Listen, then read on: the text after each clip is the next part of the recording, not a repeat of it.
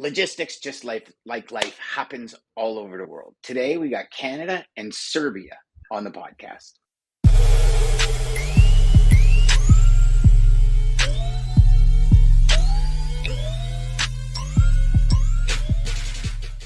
Hey, everybody, welcome back. Today, I got a good friend of mine, Alex Bates, coming in. Alex is coming in from Serbia, my friends. Now, for all of us that have decided, at some point in time in our lives that we're going to start traveling overseas and still working in North American logistics, I can tell you over the last little while, I've had a few people that I've ran into that work from the beaches of Mexico, that work from all over the place. So you don't necessarily need to be in office. But Alex, thank you for being here, brother. I really look forward to it, and I'm looking forward to catching up on the conversation we had from your podcast. Yeah, of course. We'll just segue it that way. And I'll let the audience know I'm also Canadian, so I'm a Serbian Canadian, so we have that in common. Yes, we do, actually. It was when we first connected. You're like, dude, bro, you have a 416 number? I used to live in Toronto. Yeah. So you have the OG Toronto to phone number, too. Yeah. Now they got all sorts of different 247 area codes and stuff. So explain to me this. Give the audience, for those that don't know you, a little bit of background on how you went from Canada to Serbia, stayed in the North American market, and all that. So basically, I ended up coming on vacation with my grandparents. This was during the C word times, where there wasn't much work to be doing. And, we had some freedom to travel. So I ended up coming out here just on vacation since, my dad's side of the family is Serbian and my mom's side's American. And then I was born in Canada. So when my grandparents retired, I was like, I'm going to come out here for a month. I think it was my second or third day here where I decided I think I'm going to stay over here for a while. I just had such a nice time and the culture's so great. And basically, I thought I had two skills at that point. I knew how to be a plumber, and I knew, the very basic level of dispatch and logistics. And needless to say, I became a plumber for 2 weeks, didn't speak the language, slowed everyone down. All the walls are made out of cement, so it's not as easy as cutting drywall. And I thought, okay, well, the only thing I know besides plumbing is logistics, so let me hop into that industry and see how that kind of goes. And so, just for clarification for everybody, you're working for a North American company. Yeah. My whole career in has been logistics. North American logistics, the American market specifically. I've never handled Canadian freight of any kind. I've been working American logistics pretty much since the second month I came out here. So Nice. And how do you find it with the time change and stuff? Because I know right now as we record, it's 4 o'clock our time, but it's nighttime there, right? yeah. I mean, it's about 10:20 at night at this point. Honestly, I used to work as a plumber in Canada, so I was up, 5, 6 a.m. every single day. Yeah. I'm kind of a night person. I like being awake late at night. I've always kind of been a night owl. And my timeline over here is 7 to 4 Central, which is 2 p.m. to 11 p.m. local time. And for a lot of people, they struggle with that because, it's a weird shift, But for me, I love it, man. I love having my mornings. I love if I want to sleep in, I can sleep in. If I want to wake up and go to the towns and chill, I can do that. And I mean, staying up until midnight, 1, 2 in the morning, that's kind of basic stuff. I mean, I've always done that. So Yeah. for me, I don't struggle with the time change at all. I view it as a benefit because, I get my mornings to myself. I get my late nights to myself. The work hours are just in the middle of the day, really. Yeah. I mean, even you go to bed at 12:01, you're up at 7 or 8, you still get your 7, hours in, and you got a ton of time until your shift starts. So I love that because I'm always interested in hearing, how people's lives operate in a North American logistics market, right? Like you have tons of teams in India, you have them in Panama, you have them all over the place. These logistics teams that operate in North America, and it's always interest to me as to how they got started. What are some of the benefits? And, you having your morning, being able to do that, and then kind of working into your afternoon and evening. I see massive benefits for that, massive benefits. So Let me ask you this. Out of everything that you find challenging, what is the number, like the kind of top three things that you find challenging not being in North America? Or do you even find there's any challenges? I mean, see, that's the advantage that I have personally, that I am like from North America. I was born and raised in Toronto my whole life. So I mean, the challenges most people would face would be the language barrier, English not being their first language, or just struggling to kind of understand the North American business brain and getting to be able to do business correctly overseas. But for me, I don't face any of those challenges because English is my main and first language.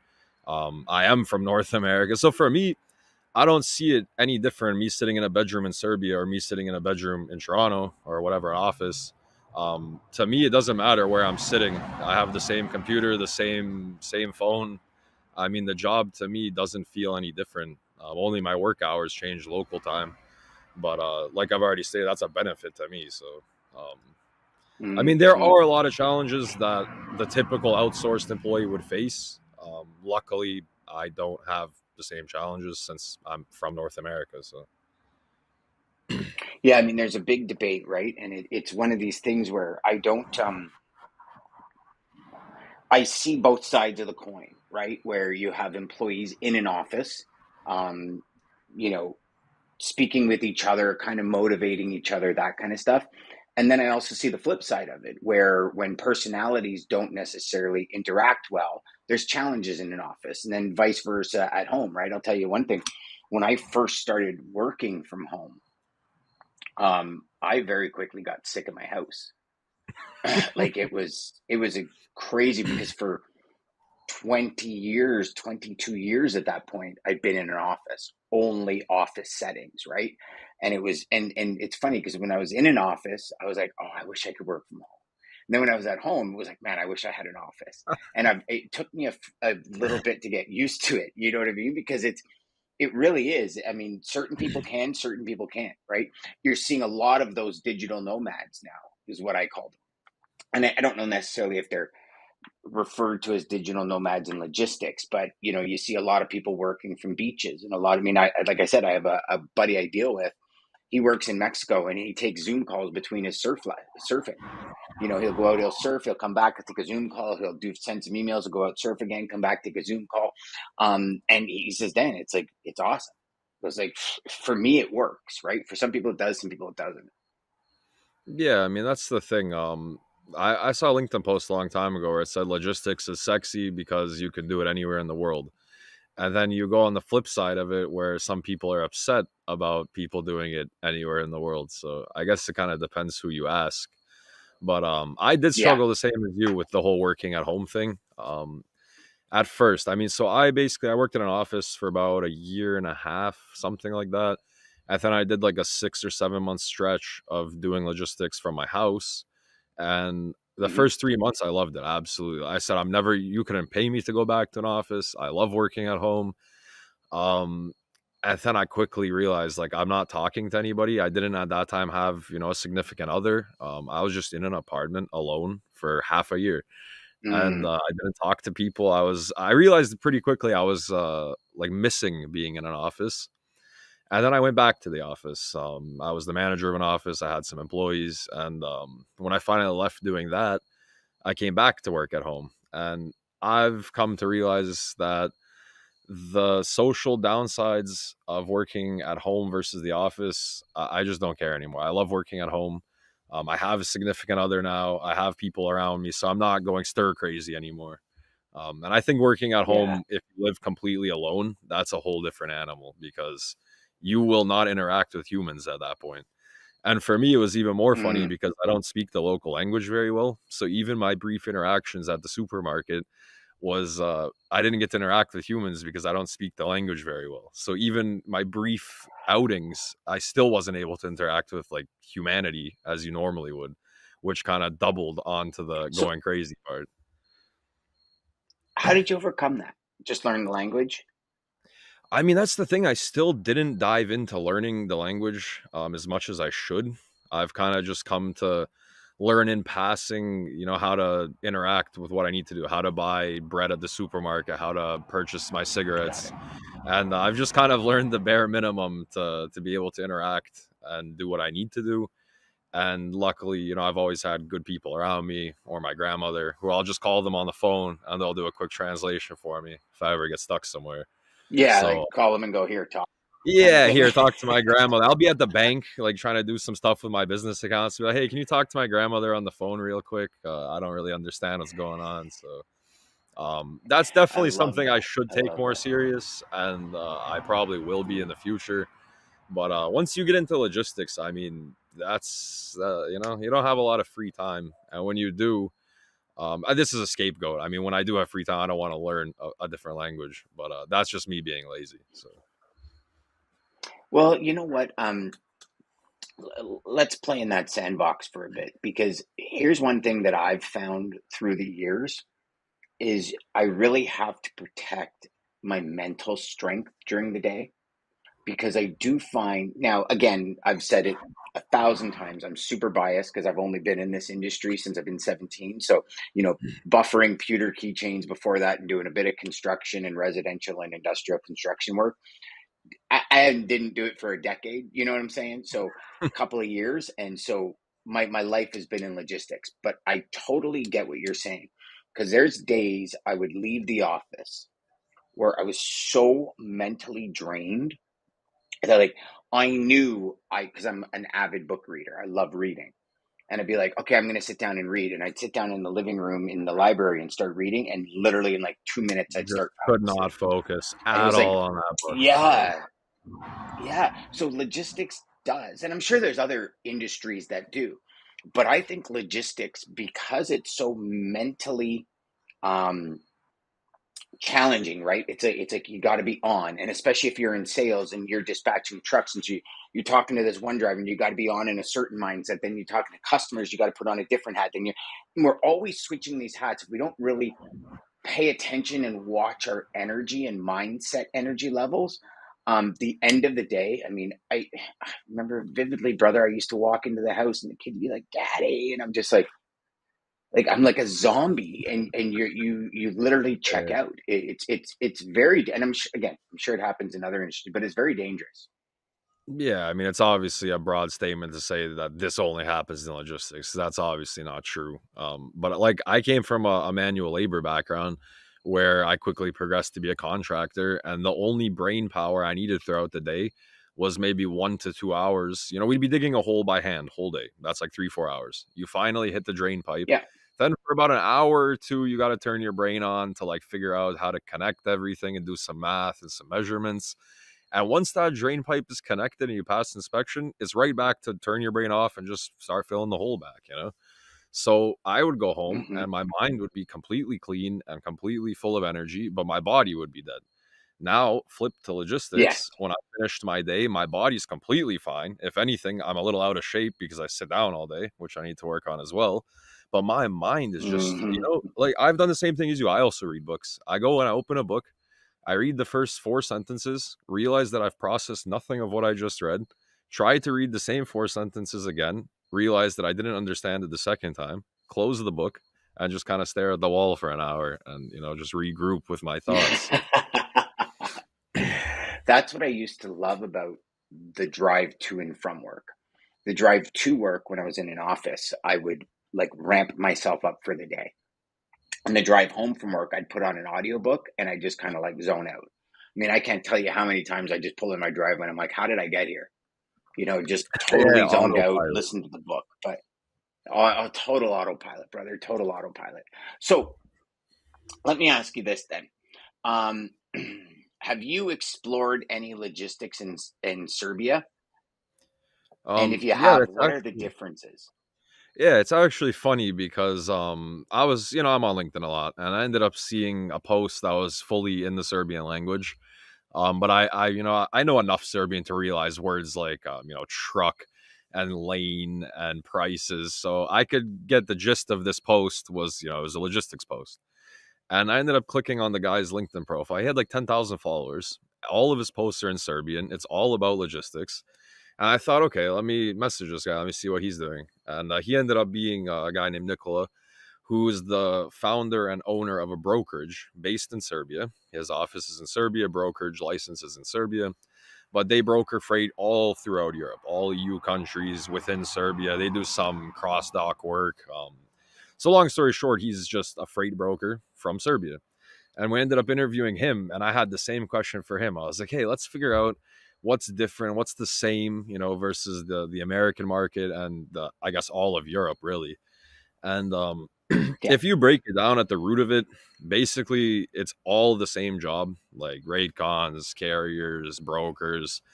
The only like challenges they really face is that there's just a lot of red tape when it comes to the EU countries, border crossings. Like they have a lot of customs paperwork to deal with, especially because they're based in Serbia. And once you leave Serbia to try to get into the EU countries, you basically get stuck there for like 10 hours, and customs is like crazy over there. Got But it. other than the customs Are they stuff, it's the deregulated, same job. Alex? Are they what? Are they deregulated over there with for trucks and rates and all that? I'm really not sure. I didn't. That's a good question. I should have asked him that, and I will ask him that. But basically, he told me, yeah, like they whatever rate they take, they can give the carriers how they want. So I'm assuming it's the same spot market that we have. So yeah, it must be if there's no standard tariffs or whatever. That's interesting because you look at our border crossing in North America, right? And even coming in from overseas, fairly simple function, right?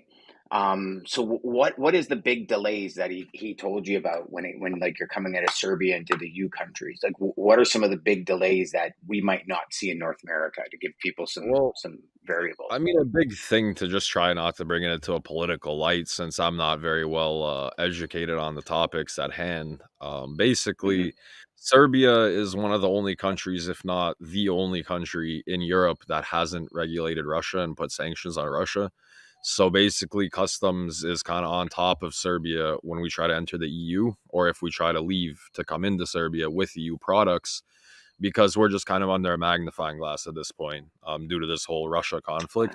Okay, So they've just kind of political slapped like conflict. Yeah. much heavier red tape on my country, compared to, if you were leaving Romania, Bulgaria to go into the EU. So basically, we're just getting stuck. At this point, it's just red tape. And does that relate back to driver pay when they're leaving, like increased rates to go over? Because kind of like when the ports were in congestion in Montreal and stuff, where drivers would say, "Well, it was 250, now it's 400 because we're getting stuck there." Well, I mean, the funniest thing is I asked him the same question, and unfortunately, our OTR drivers pay, even local drivers pay, is not it's not fantastic. I mean, our economy is what it is. So the drivers are already not like they're not getting rich out here the same way that owner ops are profiting in America. But basically, he Okay. was telling me that there's not much in room of like pay when they get stuck at a border crossing. It's just they kind of chalk it up to this is the job, and you should just kind of expect to get Ah, stuck at border crossings. But he did tell me something funny, that if a truck kind of goes towards Ukraine or Russia territory, that they give them like, for lack of a better, it's like a war pay. Like they do give them hazard pay and like extra difficulty pay for going near those regions, which I thought that was kind of interesting. that is interesting, actually. That's pretty Yeah. interesting because you would think they would stay away from there completely, but companies on the or people on the border of these countries need goods, right? Well, yeah, that's So, the thing. They can't just stop trucking over there. I mean, they need goods, they need products. And it's kind of like the same thing when we have extreme weather, out in I-80 and like in the West during the winter. It's the same idea. Like most truck drivers avoid it, but the few that don't, I mean, they get paid for their efforts. So yeah, that's true. That's true. And then you look at it when we have like natural disasters and stuff, and they have to go into the areas that have been hit by tornadoes and hurricanes and earthquakes and all that, right? It's a little bit of a danger pay, if you will. That's interesting. I love hearing about different areas of the world and how they operate and just digging deep into the actual aspect of logistics, right? Because I think a lot of us, even though we see it as this national global industry, it's very siloed, right? And we don't pay attention to what happens in other places. I could tell you for years didn't understand the US market, the US domestic market, like didn't understand it. Anything US Canada, Canada US, inter Canada, even didn't understand at first. It was kind of like, and then as you start expanding your horizons, you start expanding into the world of warehousing, into the world of dray, into the world of air, ocean, rail, all that kind of stuff.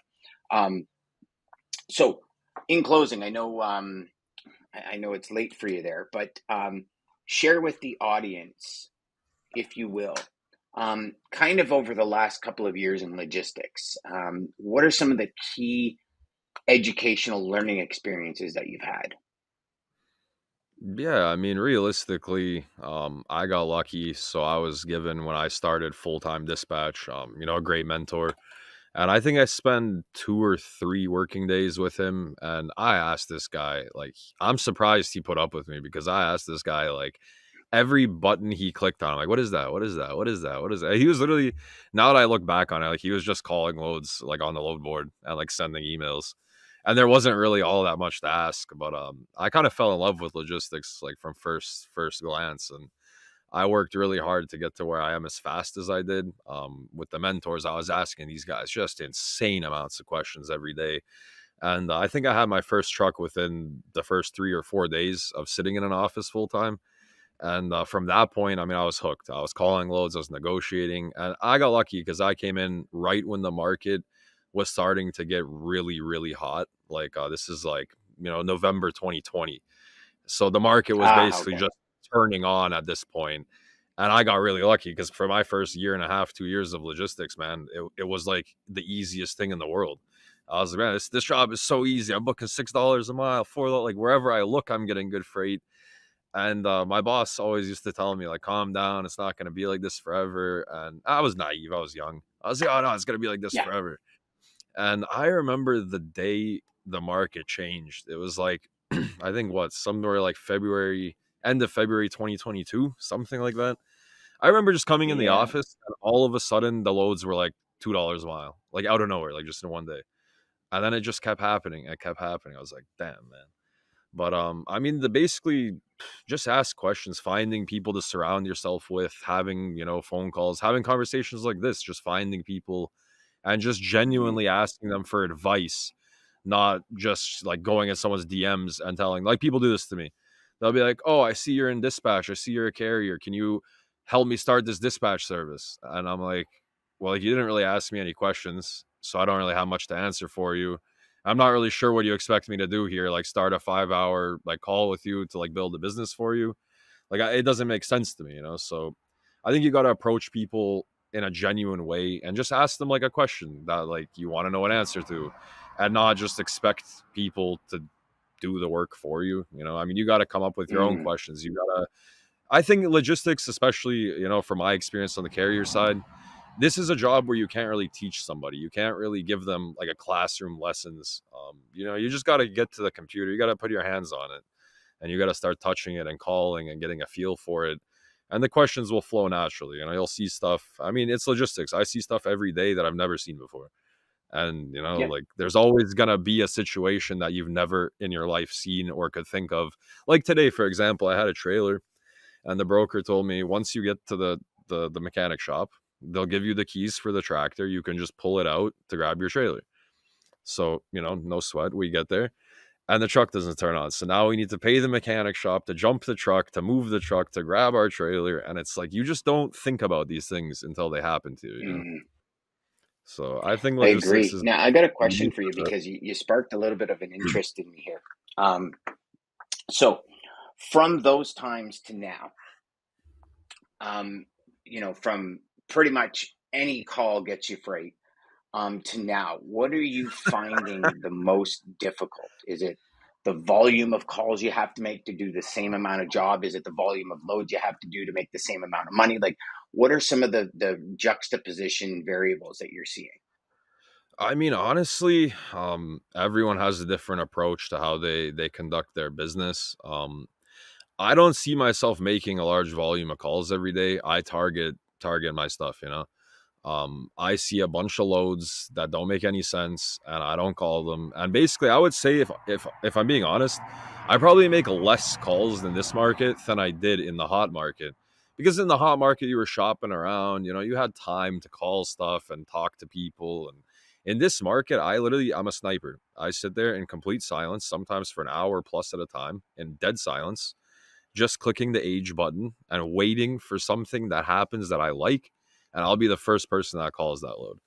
And that's it. I would classify myself in this market as just a pure sniper. Like, I don't even listen to music sometimes. I'll sit in that room in dead silence and just stare at the load board for the lane that I need. And I promise you, if the lane comes out, I'm the first person that calls it. So for me, I That's think it. there's no volume, there's no loads. You have to be the fastest person at the game. That's it. If you're not the fastest, you're not getting the freight. So I think if you're making a bunch of volume calls as a carrier right now, um, I would suggest you start trying to kind of limit your outbound calls and wait for the right opportunity to strike rather than just spam calling everything you see, because there's not a lot of room for negotiation these days, on the carrier side. Like, if you see a load I posted at like seven that. So hundred you totally dollars, changed your workflow. yeah, oh, completely.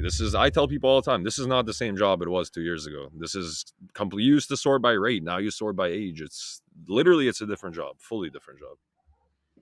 Mm, I like that. But you know what? At least you found what works and you're running with what works, right? As opposed to banging your head against the wall 50 times and wondering why it's not cracking. Hey, I mean, honestly, I think for about a month, maybe 2 months, I was like, this can't be real. This can't be happening. I was trying to do the job the same way I've always done it, and I was just failing miserably. I thought one day it just hit me like, you know what I'm going to do? Instead of calling and trying to ask for 400 over the posted rate 10 times and getting told no every single time, I'm going to wait until that one load that's within 100 or 200 of where I need to be and try to get that guy and close that guy, because I think I'll have a lot more Mm. room. And I've had people tell me, you're the first person that called. It just got posted 3 seconds ago. Like, I hear that on a daily basis. I have click to call on my phone. It takes me one click to start dialing a broker. So I think, like internet phones and click to call, that's a game changer in this market. So let me ask you this, and I know I keep saying one more question, but I'm very interested in this. Do you find in this market you're experiencing more where brokers book loads with you and then call you back and cancel? Honestly, I mean, that's the thing carriers want to make a big deal about. And I said this about ghost loads in a different podcast.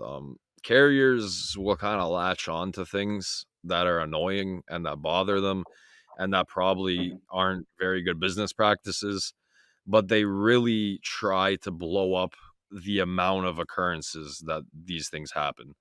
I mean, if that happens to you once in a week, that's like pretty much the most it's going to happen to you. You're not going to have 7 loads booked Monday to Friday and have 7 brokers call you back canceling the freight.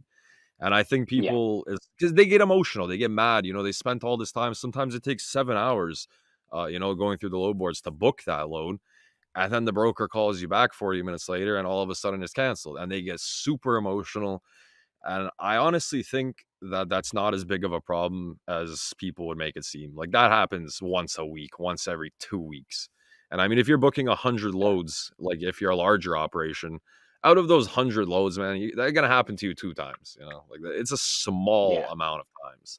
But I will say, on the carrier side, when it rains, it pours. Like, if somebody cancels a load on you, you're going to have like 4 more canceled loads that week. Or if a truck breaks down, all of a sudden 10 trucks are going to break down. And it's easy to get frustrated on the carrier side, especially in this market, because that one load could make or break a unit's week. So I always say it, a lot of people say it's Murphy's Law, and my wife always says to me, "Who invited Murphy to this party? Why is yeah, Murphy honestly. here? Like, he's an asshole." But yeah, I love that. Well, thanks, brother. I appreciate it. Thank you for the clarity. I love, you know what? I am very impressed at the fact that you're booking trucks. I love your philosophy on it and how you've changed your approach instead of, like manage what you can, focus on different parts. Like we used to, when we were looking for trucks in certain places, most people would do the query from A to Z, A to B. I do the query from B to A. And then I'd start calling those people because if I can't find a truck today, maybe they're leaving today and they'll be in that area tomorrow or the next day. Do you know what I mean? So it's just about changing that workflow and stepping out of that regular mindset that, and let's face it, right? You came into the industry in that mindset, so as things change, most people typically still with their blinders on like a racehorse just keep going down that line, right? And hoping they hit the finish line where little do they know the track's turned like 4 miles ago. You know what I mean? Well, I So I mean, love that I you did think a that. big thing about it is like you just said, 90% of people doing my job are going to look from A to B. Let me switch it up. Let me look from B to A. And then, I kind of set myself apart. I'm calling different loads. I'm calling different people at different times. And I'm not competing with everyone around me because I'm doing things differently. And Mm, if everybody's gonna do it A to B, if you're doing it B to A, you just cut out a lot of competition, and now you're setting yourself apart from people. So it's a good approach. I love it. I love it. Thanks for being here, brother. Appreciate it. Hey, no problem. Appreciate it, bro.